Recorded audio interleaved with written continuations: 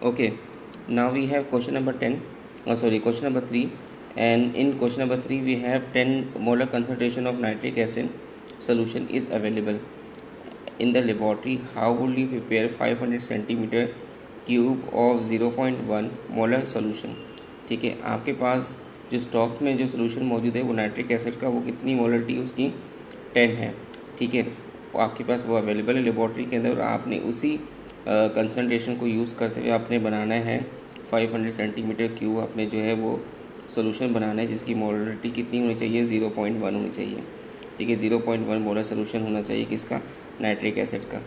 ठीक है, अगेन हम क्या करेंगे, M1 कितना होगा हमारे पास 10, M2 हो जाएगा 0.1, V1 again unknown, V2 is 500 centimetre cube.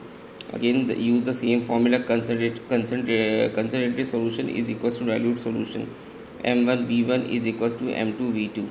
Then हम क्या करेंगे, M1 की जगह पे वैल्यू आ जाएगी, V1 की जगह पे as it is V1, M2 की जगह पे 0.1, V2 की जगह पे 500। इन दोनों का आपस में आप मल्टीप्लाई करोगे, इन दोनों को मल्टीप्लाई करोगे तो क्या हो जाएगा, 10 V1 हो जाएगा। तो हम क्या करेंगे, 10 को नीचे लिख लेंगे। जब आपने इन दोनों को मल्टीप्लाई किया, 0.1 को 500 को, और डिवाइड बाय 10 किया, तो इसका आंसर आया 5 सेंटीमीटर क्यूब आया।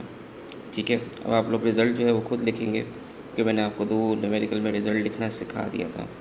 ठीक है, now come to the next question, that is question number 4।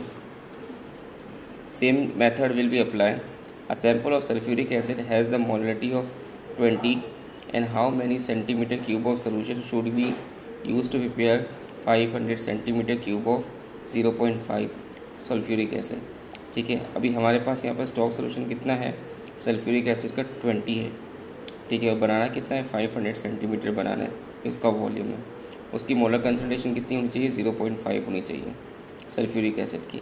Again M1 is equal to 20, M2 is equal to 0.5, और V1 is equal to unknown, V2 is equal to 500 centimetre cube. Concentrated solution is equal to dilute solution.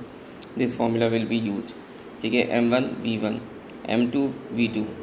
Okay, M1 की जगह पे 20 आ जाएगा, V1 की जगह पे V1 आ जाएगा, M2 की जगह पे 0.2, V2 की जगह पे 500। ठीक है, हम क्या करेंगे, दोनों को मल्टीप्लाई करेंगे तो आंसर आपके पास कितना आ जाएगा, 20 V1 आ जाएगा। तो इससे कि बेहतर ये कि अपने V1 यहाँ रखें, 20 हम यहाँ रख लें।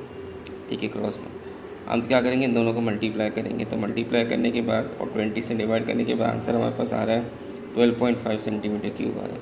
ठीक है, again the same thing, result आपने खुद लिखना होगा, खुद मेंशन करना होगा आपको। ठीक है, थैंक यू सो मच, अल्लाह हाफिज़।